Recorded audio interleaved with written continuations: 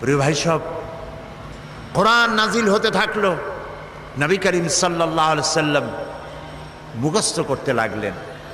আর আল্লাহ তাআলা দুনিয়ার মানুষকে শুনিয়ে দিলেন, এই যে কোরআন, এ সবটা আল্লাহর বাণী। জোরে সোরে একবার বলেন তো, এটা কার বাণী? মানুষের যেন কোনো সন্দেহ না থাকে, এই জন্য রব্বুল আলামিন বলছেন, ওয়া মা ইয়ানতিকু আনিল হাওয়া ইন হুয়া ইল্লা ওয়াহিয়ুন ইউহা। আমার নবী কোরআনের ব্যাপারে যা বলেন সব আমার নাজিলকৃত কথা, আমার ওহী তিনি বলেন, নিজের থেকে বানায়া তিনি কিছুই বলেন না। দুনিয়ার মানুষকে কোরআন সম্পর্কে রব্বুল আলামিন গ্যারান্টি দিলেন, ওয়ালাউ তাকাওয়ালা আলাইনা বা'দাল আকাওয়িল। আমার নবী যদি নিজের থেকে কোনো একটি কথা বানায়া আমার নামে কোরআনের ভিতরে যদি চালায় দিতেন, আমি আমার নবীর ডান হাতকে চেপে ধরতাম, আর আমার নবীর কণ্ঠ নালীকে আমি আল্লাহ কেটে ফেলে দিতাম। একটি কথাও তিনি নিজের থেকে এর মধ্যে ঢুকান নাই। এর মধ্যে যত কথা, সব কথাগুলি কার? সবাই বলুন, আল্লাহ তাআলার বাণী দিয়ে ভরা। আল্লাহ তাআলা বলছেন, এর উপর থেকে, এর নিচের থেকে, এর ডান দিক থেকে, এর বাম দিক থেকে শয়তানের, বাতিলের প্রবেশের কোনো অধিকার নাই। মানুষের যেন কোনো সন্দেহ না থাকে, এই জন্য রব্বুল আলামিন বলছেন, ওয়া মা ইয়ানতিকু আনিল হাওয়া ইন হুয়া ইল্লা ওয়াহিয়ুন ইউহা। আমার নবী কোরআনের ব্যাপারে যা বলেন সব আমার নাজিলকৃত কথা, আমার ওহী তিনি বলেন, নিজের থেকে বানায়া তিনি কিছুই বলেন না। দুনিয়ার মানুষকে কোরআন সম্পর্কে রব্বুল আলামিন গ্যারান্টি দিলেন, ওয়ালাউ তাকাওয়ালা আলাইনা বা'দাল আকাওয়িল। আমার নবী যদি নিজের থেকে কোনো একটি কথা বানায়া আমার নামে কোরআনের ভিতরে যদি চালায় দিতেন, আমি আমার নবীর ডান হাতকে চেপে ধরতাম, আর আমার নবীর কণ্ঠ নালীকে আমি আল্লাহ কেটে ফেলে দিতাম। একটি কথাও তিনি নিজের থেকে এর মধ্যে ঢুকান নাই। এর মধ্যে যত কথা, সব কথাগুলি কার? সবাই বলুন, আল্লাহ তাআলার বাণী দিয়ে ভরা। আল্লাহ তাআলা বলছেন, এর উপর থেকে, এর নিচের থেকে, এর ডান দিক থেকে, এর বাম দিক থেকে শয়তানের, বাতিলের প্রবেশের কোনো অধিকার নাই। এটিকে হেফাজত করেছেন স্বয়ং আল্লাহ রাব্বুল আলামিন। কে হেফাজত করেছেন? আল্লাহ তাআলা নিজেই। এই জন্য কোরআন আল্লাহ নাজিল করেছেন। এই নাজিল করার জন্য একজন বিশ্বস্ত ফেরেশতাকে ব্যবহার করেছেন। সব ফেরেশতাই আল্লাহর কাছে বিশ্বস্ত। যেহেতু ফেরেশতাদের এই মাজাল নাই, তাদের এই ক্ষমতাই নাই যে আল্লাহর হুকুমের বাইরে কোনো কাজ তারা করতে পারে। তাদের দায়িত্বই হচ্ছে আল্লাহর হুকুম মেনে নিজেদেরকে পরিচালিত করা। এর বাইরে কিচ্ছু করার কোনো গুঞ্জাইশ তাদের নাই। কিন্তু এই ফেরেশতাদের মধ্য থেকে একজন ফেরেশতাকে আল্লাহ বেছে নিলেন, যাকে আল্লাহ তাআলা বললেন শাদীদুল কুওয়া, যাকে বললেন রূহুল আমিন। আমরা তাকে কি নামে চিনি?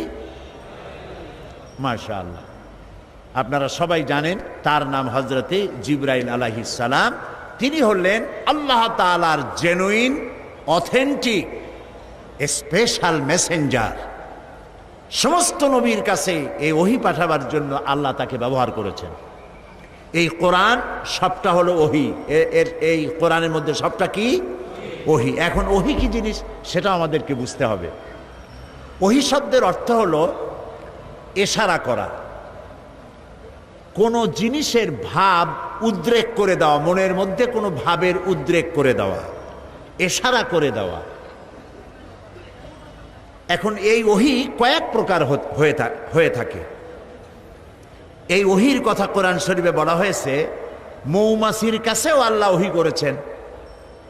আবার মুসা আলাইহিস সালামের মায়ের কাছেও ওহী করেছেন। তো মৌমাছির কাছে যে ওহী আল্লাহ করেছেন সেখানে কি জিবরাইল এসেছিল? মুসা আলাইহিস সালামের মায়ের কাছে যখন ওহী করেছিলেন তখন কি জিবরাইল এসেছিলেন? ওই ওহী কি ধরনের? আর নবীদের কাছে যখন ওহী হয় সেই ওহী বা কি ধরনের? আসুন কোরআন থেকেই জানি। মৌমাছি সম্পর্কে আল্লাহ তাআলা বলেন, وَأَوْحَى رَبُّكَ إِلَى النَّحْلِ أَنِ اتَّخِذِي مِنَ الْجِبَالِ بُيُوتًا। তোমার রব মধুমক্ষিকাকে ওহী করলেন যে পাহাড়ে, বিল্ডিংয়ে, গাছে বাসা বানাও, ঘর বানাও, মৌচাক বানাও। এই যে ওহী করলেন, এখানে জিবরাইল আসে নাই। বিষয়টা হলো মৌমাছির মনের মধ্যে, মৌমাছির মন আছে কিনা? মন আছে কিনা? প্রত্যেক প্রাণীরই মন আছে। ওর মনের মধ্যে, ওর চিন্তার মধ্যে ভাবের উদ্রেক করে দিয়েছেন আল্লাহ তাআলা। সেই ভাবের উদ্রেকেই সে গাছে মৌচাক বেঁধেছে, বিল্ডিংয়ের কার্নিশে বেঁধেছে, আবার পাহাড়েও এই মৌচাক বেঁধেছে। এটা হলো এই রকম। এই ওহীর অর্থ হচ্ছে ইশারা করে দেওয়া, ভাবের উদ্রেক করে দেওয়া। আবার মুসা আলাইহিস সালামের মা সম্পর্কে আল্লাহ তাআলা বলছেন, ইয আওহাইনা ইলা উম্মিকা মা ইউহা। মুসা আলাইহিস সালামকে বলছেন, স্মরণ করো সেই সময়ের কথা যখন তোমার মাকে ওহী করা হয়েছিল। সেটা হলো ফেরাউন বলেছিল যে আমার এই দেশে যত নারীরা গর্ভবতী হবে পাহারা লাগাও, এদের মধ্যে যে সমস্ত কন্যা সন্তান প্রসব করবে তাদেরকে বাঁচিয়ে রাখো, আর যত পুত্র সন্তান হবে সবগুলিকে মেরে ফেলো, যাতে মুসা আলাইহিস সালাম আসতে না পারে। কিন্তু এইখানে কার কথা উঁচায় থাকলো? ফেরাউনের কথা না আল্লাহর কথা? কালেমাতুল্লাহি হিয়াল আউলিয়া। এখন আল্লাহ তো মুসা পাঠাবেন, ফেরাউন মুসা আসতে দেবে না। ইচ্ছা পূরণ হবে কার? এই 4-5 জনে কইলে হয় নাকি? জোরে জোরে কন না, কার? আল্লাহ তাআলার ইচ্ছা পূরণ হবে। মুসা আলাইহিস সালামের মায়ের পেটে মুসা আলাইহিস সালাম এলেন। আল্লাহ তাআলা বলছেন আমি তাকে ওহী করলাম। তার মানে হলো যখন মুসাকে তিনি প্রসব করবেন, মুসা আলাইহিস সালামকে, তখন মুসা আলাইহিস সালামের মায়ের মনের মধ্যে ভাবের উদ্রেক করে দিলেন আল্লাহ তাআলা এভাবে, সন্তান প্রসব করেই তাকে একটি বাক্সের ভিতরে আটকাইয়া নদীর ভিতরে ছেড়ে দাও। এখানে জিবরাইল আলাইহিস সালাম আসেনি। সুতরাং এই সব ব্যাপারে যত ওহীর কথা হয় বুঝতে হবে ভাবের উদ্রেক করে দেওয়া, ইশারা করা। কিন্তু এই ওহী যখন কোনো নবীর প্রতি ওহী করা হয়, বলা হয়, তখন বুঝতে হবে সেখানে এসেছিলেন কে? জিবরাইল আলাইহিস সালাম। এই কথাটি আল্লাহ তাআলা কোরআনে কারীমের মধ্যে বলছেন, ইন্না আওহাইনা ইলাইকা কামা আওহাইনা ইলা নূহিন ওয়ান নাবিয়্যিনা মিন বা'দিহি। নিশ্চয়ই আমি আপনার প্রতি ওহী নাজিল করেছি, এবং এই ওহী শুধু আপনাকে দিয়ে শুরু করি নাই, এই ওহী নাজিল করেছি আপনার প্রতি যেমন করে নাজিল করেছিলাম নূহ আলাইহিস সালামের প্রতি এবং তার পরবর্তী সমস্ত নবীদের উপরে। ওয়া আওহাইনা ইলা ইব্রাহিমা ওয়া ইসমাঈলা ওয়া ইসহাকা ওয়া ইয়াকুবা ওয়াল আসবাত। এবং এইভাবে করে ইব্রাহিম, ইসমাঈল, ইসহাক, ইয়াকুব আলাইহিমুস সালাম এবং তার আওলাদদের প্রতি যত নবী হয়েছে প্রত্যেক নবীর কাছে আমি ওহী পাঠাইছি জিবরাইলের মাধ্যমে। আচ্ছা, জিবরাইলকে না দিয়া আল্লাহ তাআলা নিজে বললে অসুবিধা কি হইতো? প্রশ্ন উঠতে পারে। সে প্রশ্নের জবাব আল্লাহ দিচ্ছেন, ওয়ামা কানা লিবাশারিন আন ইউকাল্লিমাহুল্লাহু ইল্লা ওয়াহইয়ান আও মিন ওয়ারাই হিজাবিন আও ইউরসিলা রাসূলান ফায়ুহি বিইذনিহি মা ইয়াশা। আল্লাহ তাআলা বলেন এটা কখনোই সম্ভব নয় যে আল্লাহ রাব্বুল আলামিন কোন মানুষের মুখোমুখি হয়ে কোন মানুষের সামনাসামনি হয়ে তিনি কথা বলবেন, এটা আদৌ সম্ভব নয়। আল্লাহ তাআলা কোন মানুষের সামনাসামনি কথা বলবেন, এটা আদৌ সম্ভব নয়। কারণ আল্লাহ তাআলা বলেছেন লা তুদরিকুহুল আবসার, কোন দৃষ্টি শক্তি আমাকে তার দৃষ্টির সীমার ভেতরে পরিব্যাপ্ত করতে পারবে না। সুবহানাল্লাহ কইতে ইচ্ছা করে না? মূসা আলাইহিস সালাম বলেছিলেন রব্বি আরিনি, আয় আল্লাহ আমি তোমারে দেখতে চাই। আল্লাহ তাআলা সাফ একটি জবাব দিয়েছেন, লান তারানি, কখনো দেখতে পারবে না। মূসা আলাইহিস সালাম খুব আদুরে নবী ছিলেন, বেশি আদরের ছিলেন। তিনি যখন বেশি বেশি দেখতে চাইলেন, আল্লাহ তাআলা বললেন তাহলে একটি পরীক্ষা হোক, টেস্ট হোক, দেখতে পারবা কিনা তার একটা টেস্ট হতে হবে। আল্লাহ তাআলা তার সম্মুখ থেকে ৭০,০০০ পর্দা ভেতর দিয়ে সামান্য নূরের তেজাল্লি নিক্ষেপ করলেন পাহাড়ের প্রতি। ডাইরেক্ট তিনি তো দেখতে পারবেনই না, পাহাড়ের উপরে নূর ফেলেছেন, সেই নূরকে তিনি বরদাস্ত করতে পারেন নাই। মূসা আলাইহিস সালাম বেহুশ হয়ে জমিনে পড়ে গিয়েছেন। এখানে মূসা আলাইহিস সালাম আর মুহাম্মদ সাল্লাল্লাহু আলাইহি সাল্লামের মধ্যে পার্থক্য হচ্ছে এই, মূসা আলাইহিস সালাম পাহাড়ের প্রতি পড়া নূরকে সহ্য করতে পারেন নাই, বেহুশ হয়ে পড়েছেন। কিন্তু মেরাজে নবী করিম সাল্লাল্লাহু আলাইহি সাল্লাম নূর দেখেছেন আর বেহুশ হয়ে পড়েন নাই। আল্লাহ তাআলা কোরআন শরীফে এটা বলেছেন। অন্য কোনো সময় সুযোগ পেলে তখন সেই কাহিনী শোনানো যাবে কোরআনে কারীম থেকে। সুতরাং মূল কথা হচ্ছে এই যে আল্লাহ তাআলাকে কোনো মনুষ্য শক্তির দৃষ্টি সীমার ভিতরে, কোনো দৃষ্টি শক্তি লা তুদরিকুহুল আবসার, আল্লাহর দৃষ্টি সীমার ভেতরে তো সব, কিন্তু কোন শক্তি তার দৃষ্টি দিয়ে আল্লাহকে সীমাবদ্ধ করতে পারবে না। সুবহানাল্লাহ বিহামদিহি। তো আল্লাহ রাব্বুল আলামিন মানুষের সঙ্গে যেহেতু তিনি কথা সরাসরি বলবেন না, কথা বলতে গেলে তিনি মিওয়ারায়ে হিজাব, পর্দার আড়াল থেকে বলেন, নতুবা তিনি জিবরাইলের মাধ্যমে, ফেরেশতার মাধ্যমে কথা বলেন। কোরআনে কারীম আল্লাহ তাআলা নাজিল করলেন জিবরাইলের মাধ্যমে। এর সূরা নাস থেকে শুরু করে সূরা ফাতিহা থেকে, বিসমিল্লাহ থেকে শুরু করে সূরা নাস পর্যন্ত সম্পূর্ণ কোরআন বহন করে নিয়ে এসেছেন কে বলুন তো? জিবরাইল আলাইহিস সালাম।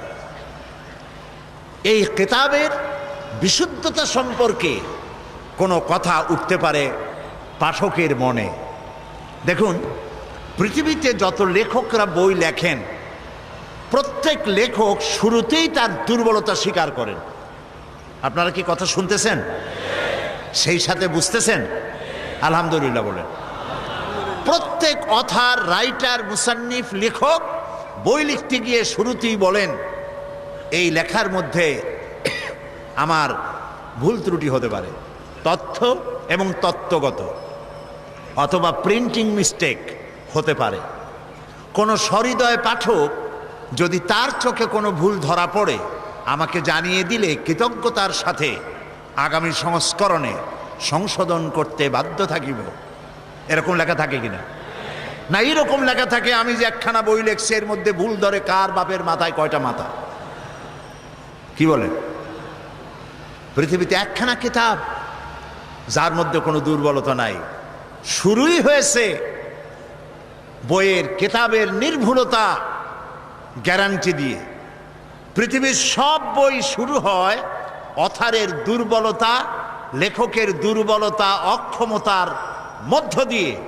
একখানি কিতাব পৃথিবীতে আছে যার শুরু হয়েছে গ্রন্থকার, রচয়িতা যিনি, তার প্রশংসার মধ্য দিয়ে এবং বিশুদ্ধতার গ্যারান্টি দিয়ে। সুবহানাল্লাহ বলেন। শুরুতেই রচয়িতার প্রশংসা। কোরআন খুলবেন, সঙ্গে সঙ্গে দেখবেন আলহামদুলিল্লাহি রাব্বিল আলামিন। প্রাণ খুলে পড়েন আলহামদুলিল্লাহি রাব্বিল আলামিন।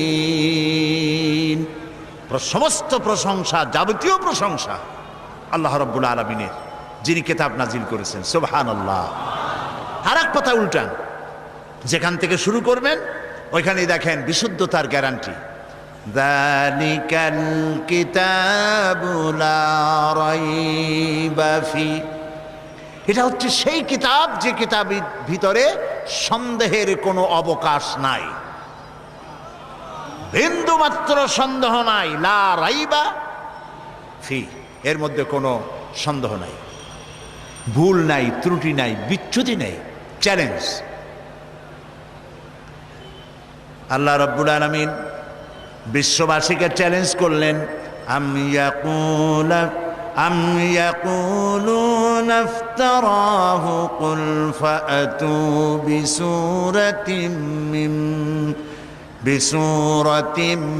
মিথলিহি ওয়াদউ মান ইসতাতা'তুম মিন দুনিল্লাহ। এরা কি দাবি করে যে কোরআন আপনার বানানো? যদি এই ধরনের দাবি তারা করে, তাহলে তাদের পক্ষে যদি সম্ভব হয়, তাহলে কোরআনের মতো করে কোরআন তারা বানাক। যদি তারা সত্যবাদী হয়, কোরআনের সূরার মতো করে সূরা তারা বানায় নিয়ে আসুক। মহান আল্লাহ রাব্বুল আলামিন আরো চ্যালেঞ্জ করলেন, قل لئن اجتمعت الإنس والجن أن يأتوا بمثل هذا القرآن لا يأتون بمثله ولو كان بعضهم لبعض ظهيرا قل لئن اجتمعت الإنس والجن। বলুন, গোটা পৃথিবীর সমস্ত মানুষ আর জিন সব যদি একত্রিত হয় এই ব্যাপারে যে কোরআনের মতো একখানা কোরআন বানাবে, লা ইয়াতুনা বিমিসলিহি, আল্লাহ তাআলা বলছেন কখনো তাদের পক্ষে সম্ভব হবে না কোরআনের মতো একখানা কোরআন বানাইতে। ওয়ালাউ কানা বা'দুহুম লিবাদিন যহিরা, যদি তারা পরস্পরকে সাহায্য সহযোগিতা, জেনেরা যদি মানুষেরা করে, মানুষেরা যদি জেনেরা করে, কিয়ামত পর্যন্ত যদি প্রচেষ্টা চালায়, কোরআনের মতো একখানা কিতাব বানাইতে পারবে না। এটা কি সোজা চ্যালেঞ্জ না কঠিন চ্যালেঞ্জ? এই কঠিন চ্যালেঞ্জের মোকাবেলা কেউ কি করতে পেরেছে? আল্লাহ রাব্বুল আলামিন একটি সূরা অথবা 10টি সূরা অথবা কোরআনের মতো কোরআন বানাবার চ্যালেঞ্জ করে সর্বশেষ আরো একটি চ্যালেঞ্জ করলেন, ইন কুনতুম ফি রাইবিম মিম্মা নাযালনা আলা আবদিনা ফাআতু বিসূরাতিন মিন মিসলিহি وادعوا شهداءكم من دون الله إن كنتم صادقين إن كنتم في ريب مما نزلنا على عبدنا। আমার বান্দার উপর যে কিতাব নাজিল করেছি, যদি তোমাদের সন্দেহ হয় যেটা বান্দার বানানো, মানুষের বানানো, ফাতু বিসূরাতিন, তাহলে কোরআন শরীফের ছোট্ট একটি সূরার মতো সূরা বানাও। চ্যালেঞ্জের ধরনটা দেখুন। আল্লাহ তাআলা বললেন না যদি পারো সূরা বাকারার মতো একটা সূরা বানাও, সূরা আনআমের মতো, মায়েদার মতো, আরাফের মতো একটা সূরা বানাও না। ফাতু বিসূরাতিন, ক্ষুদ্র কনিষ্ঠ যে সূরাটি আছে কোরআন শরীফের, ওই রকম একটি সূরা পারলে বানাও। এবং আল্লাহবাদে যত সাহায্যকারী আছে তাদের সাহায্য গ্রহণ করো। আজ পর্যন্ত এই চ্যালেঞ্জের মোকাবেলা কেউ করতে বলেন পারে নাই। আল্লাহকে তো মানুষ অস্বীকার করে না, অস্বীকার বলে না যে আল্লাহ নাই, দেয়ার ইজ নো গড বলে না, স্রষ্টা বলতে কেউ নাই বলে না। এরকম পাগল ছাগল দুনিয়ায় আছে যারা বলে স্রষ্টা বলতে কেউ নাই বলে, কিন্তু এ কথা কেউ বলে না যে কোরআন শরীফ এটা মানুষের বানানো। এটা বলে না কেউ। আপনারা শুনছেন নাকি কেউ বলেছে কোরআন মানুষের বানানো? বলে না। কেন বলে না? কারণ হলো এরা জাতে মাতাল হলেও তালে ঠিক আছে। ওদের চিন্তা যে যদি বলি এটা মানুষের বানানো, তাহলে যারা শুনবে তারা এসে পাড়ায় ধরবে, বলবে বেটা তুইও তো মানুষ, পারলে বানা কোরআন শরীফ একটু দেখা। মুসাইলামা কাযযাব নবুয়তের দাবি করলো, আর তাকে চেপে ধরলো উম্মতেরা। উম্মত তো কিছু পাইয়েই গেছিল, তাকে চেপে ধরা হলো যে নবী হইলেন, তাই এতদিন নবী হয়েছেন, একটা সূরা আমরা পাইলাম না। এটা কেমন কথা? মুহাম্মদ সাল্লাল্লাহু আলাইহি সাল্লামের উপরে এত সূরা আসে, নিয়ে কুলাইতে পারেন, আর আপনি একটাও দিতে পারলেন না। সে কয় যে দেখো আমি কেবল না নবী হইলাম, জিবরাইল একটু আসবে তো আসতে দাও। তো ধীরে ধীরে একদিন বলল যে হ্যাঁ আমার কাছে এবার একটা সূরা দিয়ে গেছে, গভীর রাত্রে জিবরাইল আসছিল, সূরাটা দিয়ে গেছে। কি সূরা? কয় যে ভালো সূরা। তো শুনান আমাদেরকে। সবাই আগ্রহ নিয়ে বসে আছে, কি একখান সূরা শুনাইবে। তো শুনাইলো ইন্না আ'তাইনাকাল হাক ফাসাল্লি লিরাব্বিকা ওয়াজআক ইন্না শানিয়াকা হুয়াল আবলাহ। উম্মতেরা কয় কি সাংঘাতিক সূরা, পড়লে তো কাইসে মরে যাব। আরে ওর অর্থ কত বেকায়দা, এটা কোনো অর্থ হইল? ইন্না আ'তাইনাকাল হাক, আমি তোমাকে হুতুম পেঁচা দান করছি। নবীও যে কায়দার, পাখিও সেই কায়দার। ফাসাল্লি লিরাব্বিকা ওয়াজআক, অতএব তুমি তোমার রবের উদ্দেশ্যে চিৎকার মারো। ইন্না শানিয়াকা হুয়াল আবলাক, কারণ তোমার শত্রুরা হবে সাদা এবং কালো রঙের। পৃথিবী সূর্য তো পশ্চিম দিক থেকে উদয় হবে, কিন্তু কোরআন শরীফের মতো একটি সূরা পারা তো দূরের কথা, একটি ছোট্ট সূরাও কেউ তৈরি করতে পারবে না। এবার জোরে সোরে বলেন সুবহানাল্লাহ। এটার নাম হচ্ছে কোরআন শরীফ। এটার নাম কি? কোরআন শরীফ। এই কোরআন হচ্ছে চিরন্তন শাশ্বত এক বিশাল মুজিজা। সুবহানাল্লাহ বলতে ইচ্ছে করে না ভাই? কোরআন কি মুজিজা। এই পৃথিবীতে আল্লাহ রাব্বুল আলামিন যত নবী পাঠিয়েছেন, সমস্ত নবীদের কি উন্নত মানের চরিত্র দিয়েছেন, আর মুজিজা দিয়েছেন, ওহী দিয়েছেন। সব নবীদেরকে কম বেশি মুজিজা দেওয়া হয়েছে। মুজিজা যারা পেলেন, মারা যাওয়ার সঙ্গে সঙ্গে মুজিজা শেষ হয়ে গেল, মুজিজার কার্যকারিতা আর রইল না। যেমন মুসা আলাইহিস সালামের মুজিজা ছিল হাতের লাঠি ফেলে দিলে কি হয়ে যেত। মুসা আলাইহিস সালাম ইন্তেকাল করেছেন, লাঠিখানা কবরে নিয়ে যান নাই। উম্মতেরা হাজারো চেষ্টা করে 1 সেকেন্ডের জন্য এক বিগত একটা সাপ বানাইতে পারে নাই। দাউদ আলাইহিস সালামের মুজিজা ছিল তার গলার আওয়াজ। এত সুন্দর আওয়াজ তাকে আল্লাহ রাব্বুল আলামিন দান করেছিলেন। তিনি যখন জাবুর শরীফ তেলাওয়াত করতেন, উড়ন্ত পাখিগুলি ওড়া বন্ধ করে হযরত দাউদের চতুর্দিকে বসে আল্লাহর কালাম শুনত। লোহা ধরে চাপ দিলে পরে পানি হয়ে হাতের কর দিয়ে গলে গলে পড়ে যেত। ঈসা আলাইহিস সালামের মুজিজা ছিল অন্ধ মানুষের চোখের উপরে হাত দিলে চোখ ভালো হয়ে যেত। কুষ্ঠ ব্যাধিগ্রস্ত লোকের গায়ে হাত দিলে ব্যাধি ভালো হয়ে যেত। মুসা আলাইহিস সালাম দুনিয়া থেকে বিদায় হলেন, মুজিজাও বিদায় হয়ে গেল। সুলাইমান আলাইহিস সালামের মুজিজা ছিল সূরা আন-নামল, পড়ে দেখেন। গল্প শোনাচ্ছি না, কোরআন শোনাচ্ছি। হযরতে সুলাইমান সকাল বেলায় সিংহাসনে বসতেন।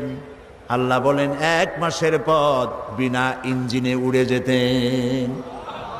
সন্ধ্যা বেলায় আর 1 মাসের পথ বিনা ইঞ্জিনে উড়ে ফিরে চলে আসতেন। হযরত সুলাইমান ইন্তেকাল করলেন, সিংহাসন কবরে নিয়ে যান নাই।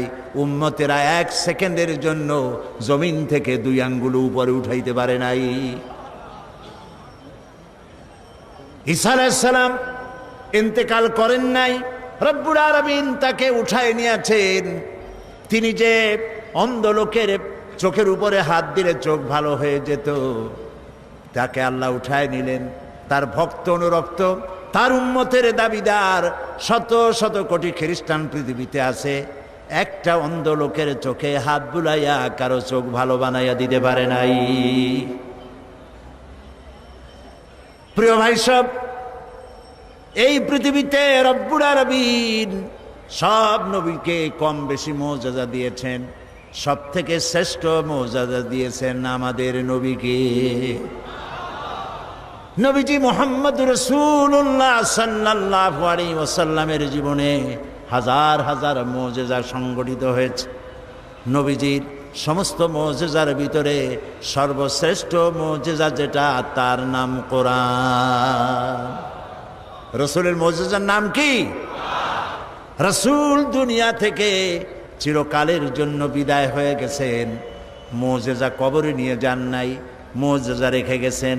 এই মুজিজা থাকবে কিয়ামত পর্যন্ত, লোকেরা শুনবে, বোঝে না তাও কান্দে।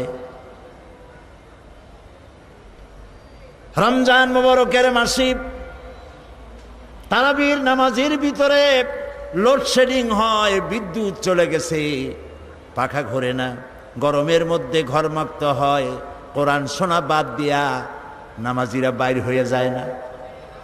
সারা পৃথিবী জুড়ে সব থেকে বেশি যে কিতাব পড়া হয়েছে তার নাম কোরআন শরীফ।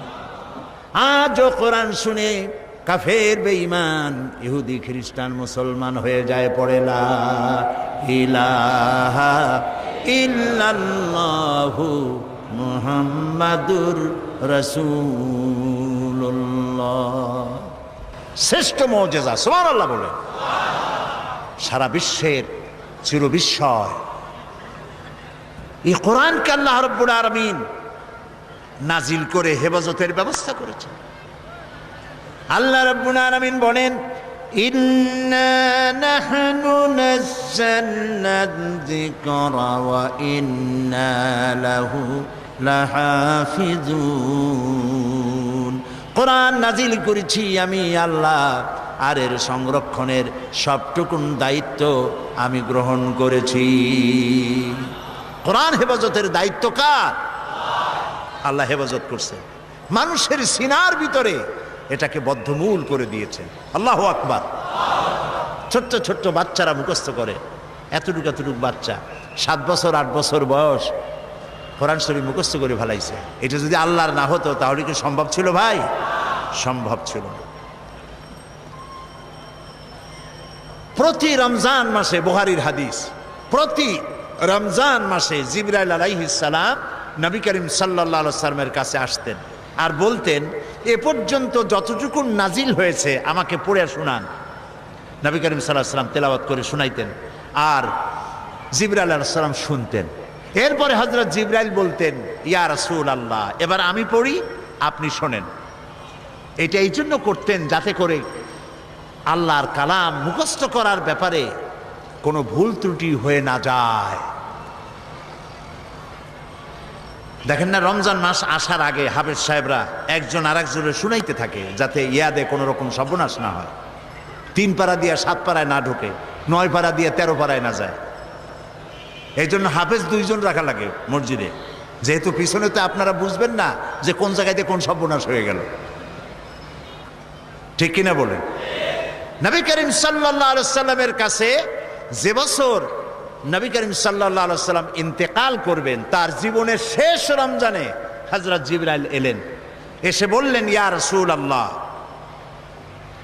গোটা কোরআন শরীফ পুরাটা আপনি আমাকে তেলাওয়াত করে শোনান। তিনি তেলাওয়াত করলেন, জিবরাইল শুনলেন। জিবরাইল বললেন, এবার আমি পড়ি, তেলাওয়াত করি, আপনি শোনেন। আবার তিনি তেলাওয়াত করলেন, শুনলেন। হযরত জিবরাইল বললেন, আবার তেলাওয়াত করুন, আমি শুনবো। আবারও তিনি তেলাওয়াত করলেন, জিবরাইল শুনলেন। হযরত জিবরাইল বললেন, এবার আমি আবার তেলাওয়াত করি, আপনি শোনেন। নবী করিম সাল্লাল্লাহু আলাইহি ওয়াসাল্লামের ইন্তেকালের বছর শেষ রমজানে হযরত জিবরাইল 2 বার শুনাইছেন এবং হযরতে রাসূল 2 বার হযরতে জিবরাইলকে শুনিয়েছেন। কোরআনের অথেন্টিসিটির ব্যাপারে, এর বিশুদ্ধতার ব্যাপারে গোটা পৃথিবী নির্বাক, হতবাক, বিস্ময় হতবাক হয়ে গিয়েছে। কোরআনের মতো বিশুদ্ধ চূড়ান্ত গ্রন্থ আল্লাহর আরশের নিচে জমিনের উপরে দ্বিতীয় আরেকটি নাই। বলুন আল্লাহু আকবার। এ হচ্ছে সেই কোরআন।